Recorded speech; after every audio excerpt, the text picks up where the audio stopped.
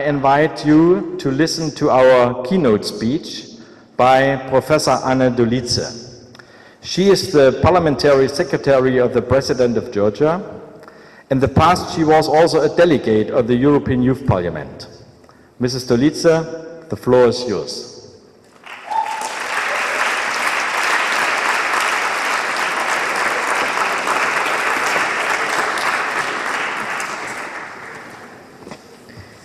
Dear distinguished guests of my country, dear visitors, dear hosts, of course it's a great pleasure to address this wonderful gathering of youth from all over Europe, especially because I find myself among people who I consider to be my colleagues. Many years ago, and I will not name how many years ago, I was actually Georgia's delegate to the European Youth Parliament, as well as its ambassador. Needless to say, it was a wonderful experience from which I learned a lot, and certainly when I look back, now being as a parliamentary secretary of the President of Georgia, I see that many skills I learned, the skills that I use right now come from the experience spent at the European Youth Parliament at the time it was held in Athens, Greece.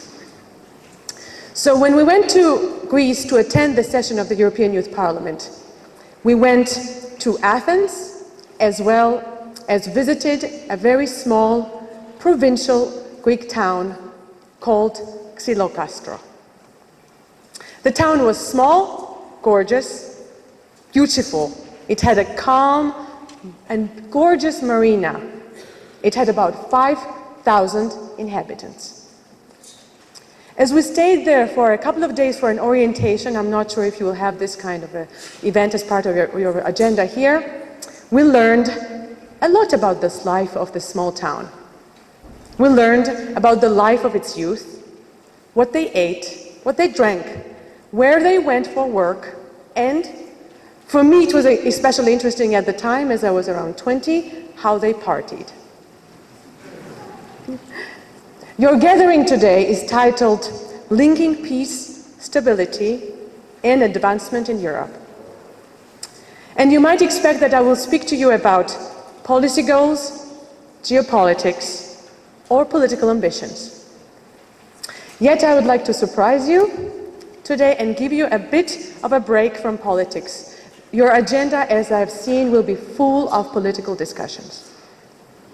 So my talk today will be about the beauty of Xylokastro, the beauty of small places. The talk, in a way, will be an ode to periphery. As many of you know, in science we like to speak about the division between core and periphery. The core, often defined as the central region in the economy with good communications and high population density, which conduces to prosperity, is contrasted with periphery, periperia kartvelebistris, outlying regions with poor communications and sparse population. Either defined in geographical or sociological terms, the center represents the locus of power, dominance, and importantly, the source of prestige, while the periphery is subordinate. Simply put, a center-periphery relationship is about hierarchy. The center attracts all the resources, attention, and human capital. Core is where all the main, most connected and powerful actors are located, where decisions are made, where money flows. We all know, those of us that went to freshman or sophomore courses in the university, that centers often are presumed to be London, DC, New York, Paris. Periphery, on the other hand, is peripheral because it's far away from a place where decisions are made.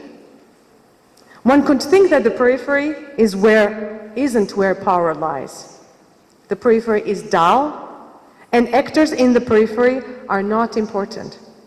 They're not powerful, and they often do not have a say. They're at the menu rather than at the table. Basically, nothing important is happening in the periphery. I would like us to divert from this thinking, even shortly. I would like to challenge this thinking, especially for you, the future leaders of your countries, the future leaders perhaps of Europe or of the world. It's especially important to be aware of the richness of the periphery, because one day, when you, like me sometimes, you will find yourself in a moment when you're tired of the political conversations that you hear, you're tired of the lack of creativity in the discussions you are attending, and you're tired of the inability to move forward from the dilemmas that we have been facing for decades. I hope you will find an urge to go to the periphery, immerse yourself there, and find inspiration. You're now visiting Georgia, a country that prides itself from being not in the center, but at the edge of empires. Aga Khan Museum of Islamic Culture in Toronto depicts a beautiful painting, depicts Georgians at the court of Iranian Shah. The painting has an inscription which says, Georgians have historically been understood in Persia as importers of Christianity, of the so-called, and it has brackets, Western civilization. Georgia, if you look at the map, you will see, is the eastern point of the West and the westernmost point of the East. Architecturally speaking as well, if you look around in the streets of Tbilisi, you will see, you will not identify one particular architectural style. You will see that here in Tbilisi, the tastes of the European and the Oriental, of the Middle Eastern, Mediterranean, of the Greek, Russian, French, Persian, Arabic influences are mixed. That is what is called Tbilisi architectural style. Yet, very rarely you will hear about Georgia on international news, unless, God forbid, there is a major conflict. International media, as you're very well aware, is mostly focused on the developments in the core, in the center. At the same time, however, there are many things that found their origin in this very small, tiny place at the crossroads of north and south, east and west. Polyphonic thinking, singing, the original style of singing, which if you haven't heard so far, I'm sure you will come across during your stay here, where a couple of divergent voices interlock in harmony, has originated in Georgia. Oldest winemaking techniques, now widespread in the world, have originated here. It is also said that oldest techniques of gold extraction have found their origin in this tiny place. Georgia also is a birthplace of one of the oldest ways of handwriting, script. It has been found to be an inspiration for dozens and dozens of writers who, by some odd and random reason, found themselves in Georgia. Interestingly and politically speaking, Georgia also has been a birthplace of one of the oldest social democracies, for social democrats among you. It also has given birth to one of the first, and perhaps the first, anarchist republic. That's beginning of 20th century in my own birthplace, which is a tiny region northwest of here.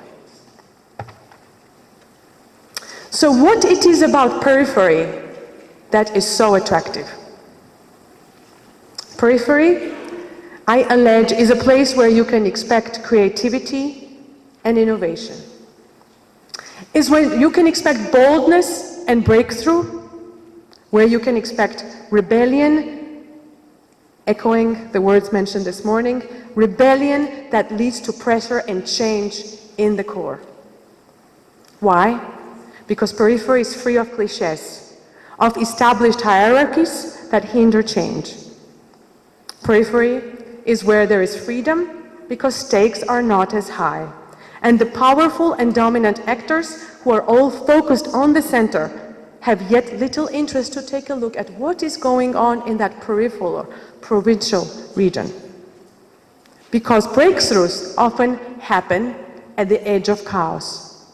Center is too orderly, is too organized, the hierarchies are established and the roles are distributed. Chaos is where is conflict, where it's not possible to be creative, when there is no space to think. It is at the edge of chaos, and this is reference to sociological literature as well, where it is possible to be innovative and truly creative, where it's possible to find inspiration, also to be drawn for the center. If you can raise your hands, how many of you have played with Legos as a kid? No, not so much. Later, because there were no Legos in the Soviet Union. So this was expected. All of us have heard of these interlocking bricks, which are a children's game, of course. And the Lego group is well known around the world. It had produced in 2015 600 billion Lego parts. 600 billion Lego parts. In February 2015, Lego replaced Ferrari as the most powerful brand globally. So what's interesting about Lego, it's the fact that it was invented in a town which you can hardly see on a world map. If you haven't been, please visit the town of Billund in Denmark. It has hardly any connections, any direct flights to major metropolis. It's a town of 6,194 people. If we speak of the contribution, of the intellectual contribution of the periphery to international legal order, something that you might be studying or you want to make, we can speak of very important and influential diplomats, thinkers, intellectuals, and international lawyers that did not come from the center. They all came from periphery. There are many works about the biographies of Charles Malik, for instance, an international lawyer from Lebanon, and his contribution to the Universal Declaration on Human Rights. There are writings about Mohammed Bejawi, an Algerian scholar, diplomat, an intellectual who contributed also majorly to rethinking certain concepts in international law. Those of you that are interested in international humanitarian law will remember Professor Martens, Estonian, at the time it was Russian Empire, Russian international lawyer who created so-called Martens Clause, part of the international humanitarian law nowadays. So the periphery, often overlooked, has a lot to contribute. And of course this talk is not to discount the role of the center. We all know, and those of us that don't have this experience will know from books, that you need access to the power and resources of the center in order for your ideas to spread. You need to find money, you need to find allies, you need to find colleagues, people who share your ideas, your followers. All of that is possible to be achieved in the center. Thus, the power, the importance of the center shall not be discounted. Yet at the same time, we often overlook the power and the influence, the source of innovation that the periphery can serve. So going back to the theme of your conference today, where and how can you find inspiration for solutions for peace, stability, and advancement in Europe? I would encourage you, in search for these solutions, to go to the periphery of Europe, like Georgia. One day, that's the place where you might find source for your future work. Thank you.